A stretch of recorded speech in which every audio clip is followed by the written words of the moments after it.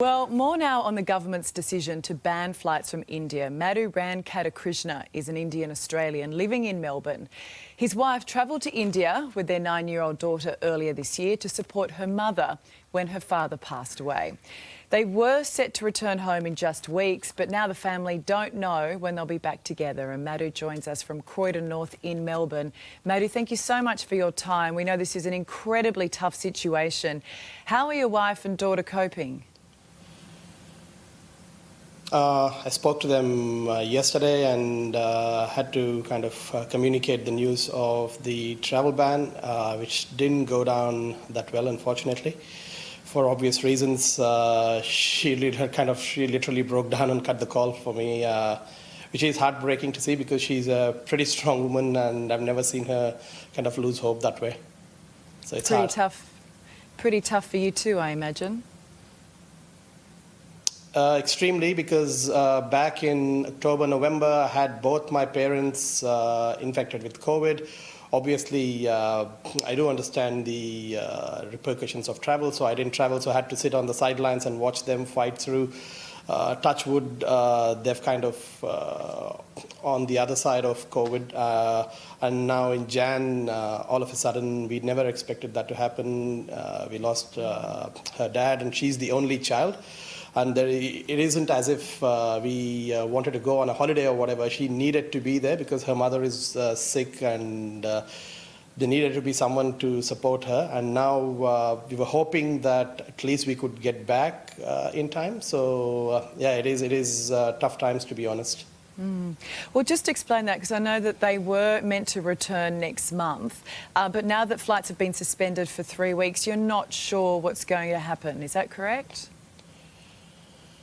So in the last 72 hours, we've had no less than 4 different communications from DFAT, and none of which is reassuring, because the first one said, well, look, given the reduction in capacity, we don't know whether your flights will be operating. Would you still like to be on the queue, or would you like to explore other options? I tried exploring other options, and the chartered flights were not operating, given that there was restrictions across multiple transit points. Then there was another communication which said, hey, we might operate on the 22nd. You'd like to have an interest in that. You'll have to send a response, which we did. And then again, yesterday the response came back saying that, hey, with the new travel ban in place, we can't assure you that yours or any other flight would be flying, and be ready for the fact that it might be delayed indefinitely. So I don't know what's with the return dates and when she can be back here. So everything's up in the air. How worried are you for your family right now?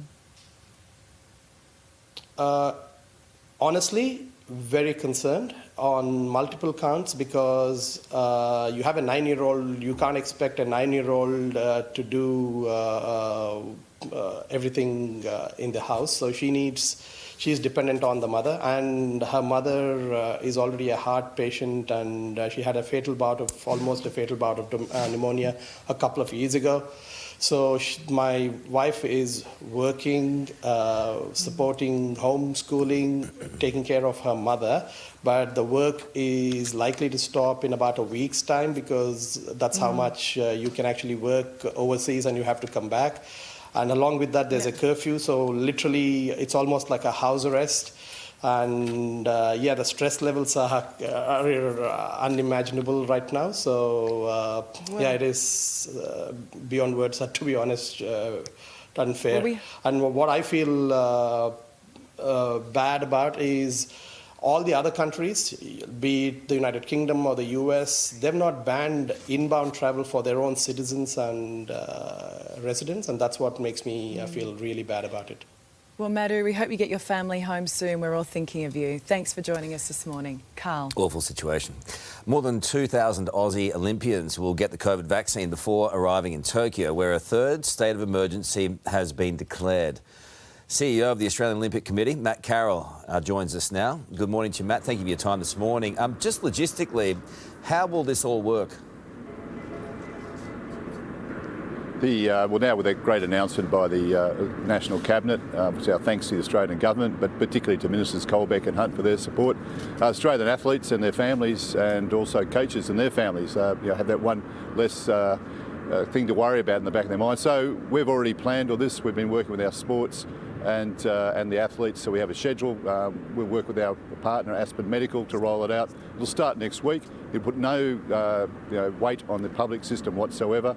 We'll manage it ourselves along with our partners. So starting next week with those athletes who might be going overseas for final qualifications and those who might be going overseas for competition and not coming back to Australia, and then rolling through to those who will be departing from Australia before the Games.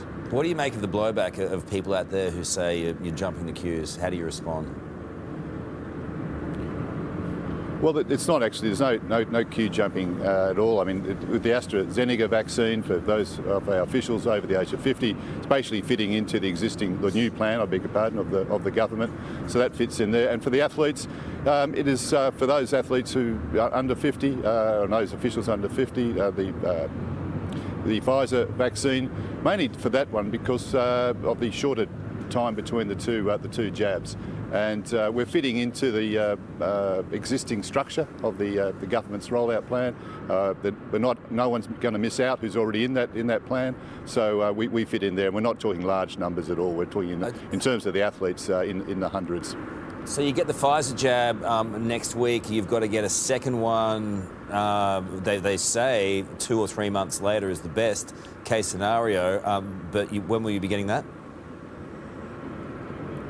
No, 2 or 3 weeks, right. Not 2 or 3 months for the AstraZeneca. Yeah, you don't. It's not 2 or 3 months. No. Okay. So it's two. So you get the first one next week, and then 2 or 3 weeks later you get the second one. Japan is recording something in the order of 5,000 cases a day at the moment. Will the Olympics definitely go ahead? The Olympics are definitely going ahead, and the organising committee, the IOC, plus the Japanese government and Tokyo Metropolitan have been working on this for over a year. It will go ahead safely in security. Very different games, as we know. No foreign visitors, no foreign spectators. The athletes into the village, into their competition, and home 48 hours after they finish, so that takes a load off the village. But all the National Olympic Committees have been preparing their athletes, and they've been working hard for this extra year. They deserve the opportunity, and most importantly also for the world. I mean, it's a great opportunity for the world to look at sport and use the power of sport. It's been a tough year for the whole planet, so I think everyone is looking forward to the Olympic Games, no matter which country you're from. I get it. If athletes refuse to get the jab, will they still go to Tokyo? Absolutely. It's entirely up to the athlete to decide whether they want to be vaccinated. We obviously encourage them to do so for their safety and the safety of their fellow athletes, but ultimately it's their decision. The games were planned without vaccination anyway, so there are all the safety provisions that the organisers are putting in place, but that vaccination gives it an extra, very important layer of safety and medical health. And will they quarantine when they get home? Yes, we're working on a 14-day quarantine, the same as existing in place now. Obviously, with a fully vaccinated team, we may be able to manage that differently a little bit to make it a bit easier on the athletes who have been basically in the village for the time they're at the Games. So we're working with the state governments and the federal government to plan that. But again, we want to put in place a quarantine system that, again, doesn't put any weight on the public system, so that people coming back from overseas aren't forced out of the hotel quarantine under the existing structures. Look, I wish you all the very best, Matt, and all of our athletes. It's been a tough slog, and we wish them all the best in Japan. It's going to be logistically very, very difficult and very different games, but all the very best, mate. Thank you. Ali. Well, for more on this, let's bring in infectious disease expert Dr. Nick Coatsworth. Nick, thanks for your time this morning. As we just heard, our athletes will be vaccinated if they go to Japan. Do you reckon it's safe for them to go? Well, Ali, I do think it's safe. I acknowledge the number of cases in Japan at the moment, but as always, it's a risk-benefit analysis. We've learnt so much about how we can protect ourselves from COVID, and they will have the added protection of the vaccine on top of the usual measures, mask wearing, social distancing. That idea we heard from Matt Karl that the athletes will return 48 hours after their event into hotel quarantine here in Australia. All these measures are designed to protect the athletes and also protect our Australian community when they come home. We also just heard from Matt Karl there that the athletes won't be forced to have the vaccination if they don't want it, considering that you're going into an environment where you will have athletes from potentially countries like India, countries where COVID's not under control. What kind of risk does that put us if they come back to Australia? I think provided we take the appropriate quarantine measures, the Australian community's not going to be at risk at all. It's the athlete that I'm worried about, and as an infectious disease physician, with an elite athlete competing at top level at 125% when they've got COVID, I think that would be a substantive risk to someone's health. So I'd strongly encourage every athlete in the Olympic team to get that vaccination. Look, I agree, but I look at these athletes coming back to Australia and just looking again at what we're seeing in India. Past 24 hours, they've recorded 360,000 new COVID cases. That's what's just been reported. Do you think it was the right decision to suspend all flights? Look, I think the Australians have seen National Cabinet and the Prime Minister, Scott Morrison, operate effectively and decisively when it's been necessary, and ultimately that decision was taken in the best interests of the Australian community. It will be obviously something that's reviewed, and it was obviously a difficult decision for many Indian Australians, including colleagues of mine who have relatives who are unwell and who are desperate to either see them or have relatives over there who are stranded Australians wanting to come home. So we'll watch with interest what happens on May 15 and most importantly send as much help as we can over to India at the moment to help with their epidemic.